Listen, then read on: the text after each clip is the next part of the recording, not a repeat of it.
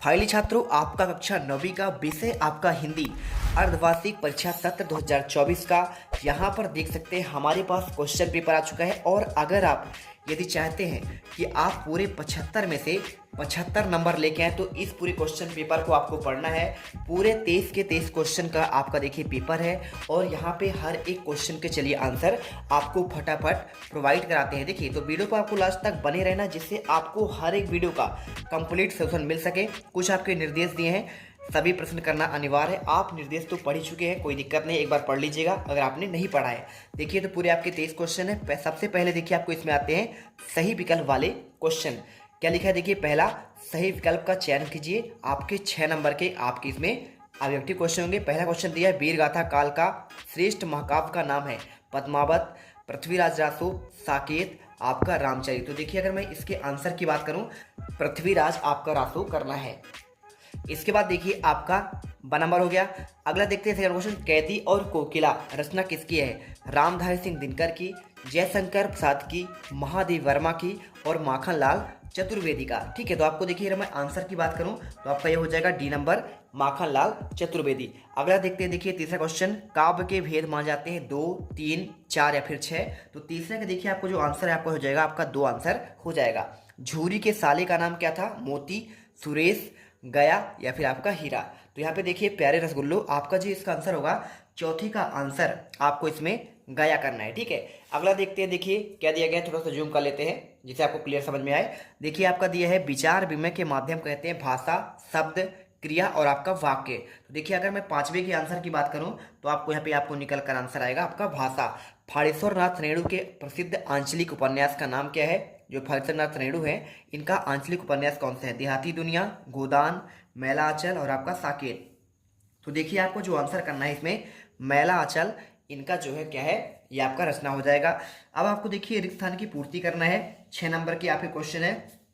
तो अगर आप जीत मिडिल क्लास पर पहली बार विजिट कर रहे हैं तो वीडियो को दिल से लाइक कर दीजिएगा, क्योंकि आपके लिए जीत मिडिल क्लास लगातार यहाँ पे क्या है, प्रयास कर रहा है। इसके बाद देखिए आपको यहाँ पे अगर आपको चाहिए पूरा PDF विद आपका सोल्यूशन तो आपको इस वीडियो के कमेंट बॉक्स पर आपको जीत क्लासेस इंडिया का एक टेलीग्राम का लिंक दिया है, जाकर जल्दी से आप ज्वाइन कर लीजिएगा। पहला देखिए, कबीर खान बार बार डैश डैश में जन्म लेना चाहते हैं? ब्रज, गोकुल, मथुरा, हरिद्वार। तो देखिए आपको उत्तर करना है यहाँ पे आपका ब्रज गोकुल हो जाएगा। कविता के शाब्दिक अनुशासन का नाम डैश डैश है? छंद, रस या फिर अलंकार। देखिए आपको आंसर की अगर मैं बात करूं तो आपको इसमें छंद आपका आंसर हो जाएगा। ठीक है, अर्थालंकार में चमत्कार तीसरा आपका जो दिया है, अर्थालंकार में चमत्कार डैश डैश कारण होता है पद, अर्थ और आपका शब्द। तो तीसरे का आंसर देखिए आपको इसमें कर देना है आपका ये शब्द, आपको इसमें आंसर करना है। ठीक है, महादेव वर्मा के बाबा उन्हें डैश डैश बनाना चाहते थे? वकील, कवित्री या फिर आपका विदुषी। तो देखिए आपको आंसर जो है विदुषी कर देना है। अनंत का विलोम डैश डैश है? विशाल, अंत या फिर बड़ा। तो 5वें का देखिए आपको आंसर हो जाएगा आपका यहाँ पे अंत हो जाएगा। ठीक है, तो अनंत का देखिए क्या होता है आपका अंत। ठीक है, अनंत यानी कभी खत्म ना होने वाला, अंत यानी नष्ट हो जाना। रीढ़ की हड्डी एकांकी में कुल कितने पात्र हैं? 4, 5 या फिर 6। तो देखिए आपको छठे का आंसर आपको जो है ना यहाँ पर आपका 6 हो जाएगा। ठीक है, चलिए बढ़ते हैं आपके नेक्स्ट क्वेश्चन पर। देखिए तो आपको अगला आपको जो क्वेश्चन इसमें दिया गया है तीसरा आता है, निम्नलिखित कथनों के समक्ष सत्य और असत्य आपको लिखना है। क्या दिया गया देखिए आपको यहाँ पे दिख जाएगा। यहाँ पे कबीर एक समाज सुधारक थे, कि आपका सत्य है या फिर आपका देखिए असत्य है? तो आपको इसमें देखिए आपको इसमें सत्य करना है। ठीक है, तो आप इसमें सत्य कर दीजिएगा।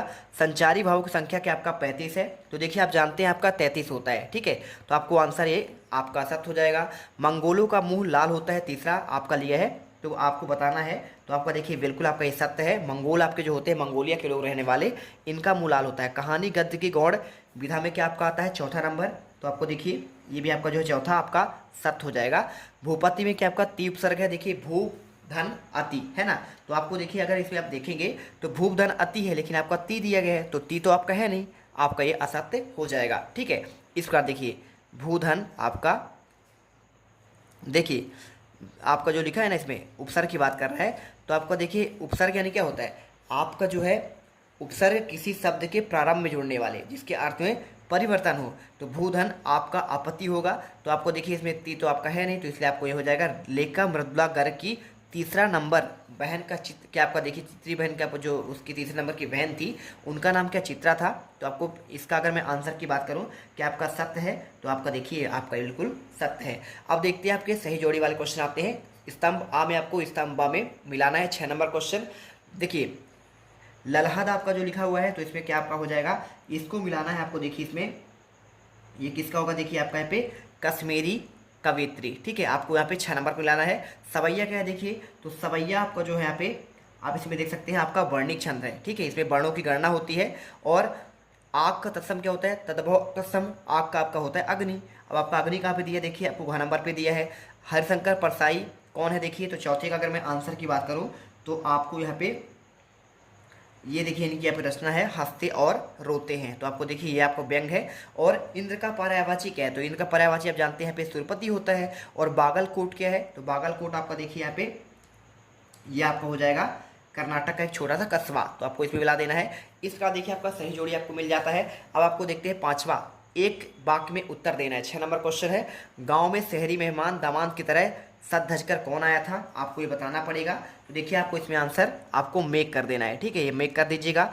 प्रबंध काव्य में भेदों की संख्या कितनी होती है, तो आपको महाकाव्य और आपका हो जाएगा एक खंड काव्य, ठीक है। तो आप इसमें ये कर दीजिएगा, देखिए खंड काव्य हो जाएगा। अब इसके बाद देखिए ये आपके दो प्रबंध, आपका प्रबंध के दो आपके ये भेद हो गए, महाकाव्य और खंड काव्य।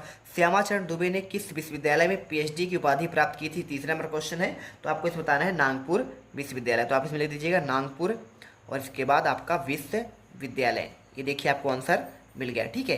अगला देखते हैं, रचना के आधार पर वाक्य के कितने भेद होते हैं। तो आपका देखिए इसमें आपको 3 भेद होते हैं। कौन कौन से देखिए, आपका सरल, एक आपका होता है सरल, और एक आपका होता है संयुक्त होता है, और एक आपका होता है मिश्रित होता है। ये आपके 3 ही भेद तो होते हैं। अगर अर्थ के आधार पर कोई पूछे तो आपका होता है 8 प्रकार के होते हैं।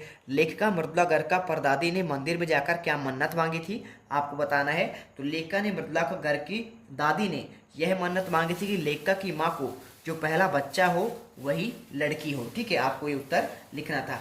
इसके बाद देखिए आपको जो छठा दिया गया इसमें ये आपका हो गया। इसका आंसर की अगर मैं बात करूँ, चलिए मैं आपको आंसर दिखा देता हूँ। देखिए तो आपको उत्तर आपको जो है यहाँ पे आपको सभी के आंसर आपको ये मिल जाएंगे। ये रहा आपको आंसर, आपको इसमें लिखना है लेखिका मृदुला गर्ग की दादी ने यह मन्नत मांगी थी कि लेखिका की माँ को जो पहला बच्चा हो वह लड़की हो। तो आप इसे देखिए आंसर स्क्रीनशॉट कर लीजिएगा, ये देखिए आपको दिख रहा होगा। इसके बाद आप इसे करने के बाद आगे दिखाता हूँ। चलिए देखते हैं, आपका यहाँ पे लिखा है इस जल में प्रलय में पाठ में बाढ़ के पानी को क्या कहा गया है। तो आपको बताना पड़ेगा इसमें क्या कहा गया है। तो आपका तरल दूध, ठीक है। आप इसे लिख दीजिएगा तरल, इसके बाद आपका दूध, ठीक। इसके बाद देखिए छठा क्वेश्चन, पद साहित्य के इतिहास को कितने कालों में बांटा गया है। ये क्वेश्चन आपसे पूछा गया है, देखिए।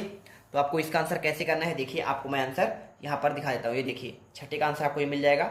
आप काल की विभाजन हिंदी साहित्य को आदिकाल, भक्तिकाल, रीतिकाल और आपका आधुनिक काल में विभाजित किया गया है, ठीक है। आपको देखिए ये आपको इसमें मिल गया। अब इसमें लिखा है नई कविता के 2 प्रमुख कवियों के नाम और उनकी एक एक आपको रचना लिखना है। तो इसका आप खुद से कोशिश करिएगा, नहीं बनेगा हम आपको टेलीग्राम में प्रोवाइड करा देंगे। जिस क्वेश्चन को मैं छोड़ रहा हूँ अथवा में, उसका आपको टेलीग्राम में मिल जाएगा, ठीक है। तो आके जल्दी से ज्वाइन कर लीजिएगा, पहले आप इसे पढ़ लीजिए। देखिए इसके बाद आपका 7वां सुमित्रानंद पंत या फिर माखनलाल चतुर्वेदी के भाव संदर्भ का आपको लिखना है। तो अगर मैं इसके आंसर की बात करूँ तो आपको देखिए ये मिल जाएगा। ये क्वेश्चन 7वां है। इसमें प्रस्तुत कविता में भाव तथा भाषा दोनों तरफ से अत्यंत आकर्षक होता है। यहाँ प्रकृति का मनमोहक रूप प्रस्तुत किया जाता है, प्रकृति का मानवीकरण भी आपका होता है। तो आप उत्तर कर लीजिएगा। इसके बाद देखिए आपको अथवा का कवित्री ललहद के घर जाने की चाय से क्या तात्पर्य है, इसको मैं छोड़ रहा हूँ। और किस शासन की तुलना तम के प्रभाव से की गई है और क्यों। लता ने बादल रूपी मेहमान को किस तरह देखा और क्यों, ठीक है। तो देखिए आपको आंसर जिसके मैं छोड़ दिया टेलीग्राम मिल जाएगा। अब देखिए 9 का आपका ये देखिए आपको 8वां का दिखा रहा हूँ। 8वें आपको जो है ना, इसका देखिए यहाँ तो आपको इसका मिल गया आंसर। ये देखिए तो इसमें आपको पूछा है मरकत से डिब्बे क्यों खुले कहा गया है। तो इसका मैं आंसर दे रहा हूँ। देखिए आपका मरकत के खुले डिब्बे से सब कुछ साफ साफ दिखता है। मरकत के हरे रंग की तुलना गांव की हरियाली से की गई है।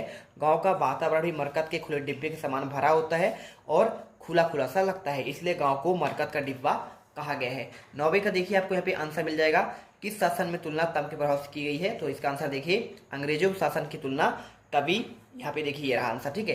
कभी ने अंधकार के प्रभाव से की गई है क्योंकि अंग्रेजी सरकार की कार्यप्रणाली में अंधकार की तरह काली थी और आपका देखिए पूरा आपको आंसर करना है, ठीक है, ये आपको मिलेगा। अब इसके बाद देखिए आपको जो नेक्स्ट क्वेश्चन है आपका 10वां, इसे पूछा गया है सवैया छंद की आपका परिभाषा पूछा गया है, या फिर आपका पंडित जगन्नाथ के अनुसार काव्य की परिभाषा बतानी है। तो अगर मैं इसके आंसर की बात करूं देखिए आपको मिल जाएगा, सवैया एक आपका छंद है, यह 4 चरणों में समापन होता है और वर्णिक वृत्तों में 22 से 26 अक्षर के चरण वाले आपके ये होते हैं। इसे देखिए पूरा आंसर कर लीजिएगा। और अगर आपने यहाँ पे आंसर करना देखा हो, आपका ये रहा आपका देखिए 7वें का आंसर, ठीक है। तो आप एक बार देख लो सभी का आंसर। और इसके बाद देखिए आपको इसका आंसर तो मैंने आपको दे ही दिया है। क्वेश्चन देखिए अब आपको जो आता है 11वां, महाकाव्य और अखंड काव्य में 2 अंतर। तो देखिए इसमें आपको पूछा गया है अंतर, तो देखिए आपको ये मिल जाएगा, महाकाव्य का कलेवर जो है आपका विस्तृत होता है, ठीक है, और खंड काव्य का आकार आपका सीमित होता है। महाकाव्य में जीवन का समग्र रूपेण आपका देखिए अंकन होता है, जबकि खंड काव्य में जीवन किसी एक भाग का यहाँ पे चित्रण होता है। महाकाव्य में श्रृंगार, वीर और शांत रस होते हैं, और जबकि खंड काव्य में अनेक रूप से आपके अग्रसर होते हैं। तो ये उत्तर कर लीजिएगा। अब देखिए क्वेश्चन आपको जो 12वां दिया है, गद्य और पद विधाओं के आपके नाम लिखिए। व्यंग्य विधा का समान परिचय पूछा गया है। 13वां देखिए आपको मुंशी प्रेमचंद और महादेवी वर्मा की कोई आपको 2 रचनाएं पूछे गए हैं। इसी के साथ देखिए आपको यहाँ पे किन घटनाओं से पता चलता है कि मोती ने देखिए मोती में गहरी दोस्ती हो गई थी। 2 बैलों कथा का आपको आधार लिखना है। 15 क्वेश्चन दिए हैं, सलीम अली पक्षी कैसे बने। लेखक महादेव वर्मा ने मेरे बचपन के दिन में पाठ में अपनी माँ के किन किन विशेषताओं का वर्णन किया है। मुहावरे का अर्थ पूछा है देखिए 16वें में 70 देखिए। तो ये आपके सभी क्वेश्चन जो है ना आपको मैं नेक्स्ट वीडियो में आपको प्रोवाइड कराऊंगा, ठीक है, क्योंकि वीडियो आपका लंबी हो रहा है। तो आपको जो है पूरे 23 के 23 क्वेश्चन के आपको जो आंसर है यहाँ पे आपको अगले वीडियो पर मिल जाएंगे। उसके लिए वेट करना, वीडियो को लाइक कर देना, चैनल को सब्सक्राइब करके बेल आइकन दबा लेना। जैसे वीडियो आए आपको नोटिफिकेशन मिल जाना चाहिए। बिल्कुल आपको टॉपर हम बना देंगे।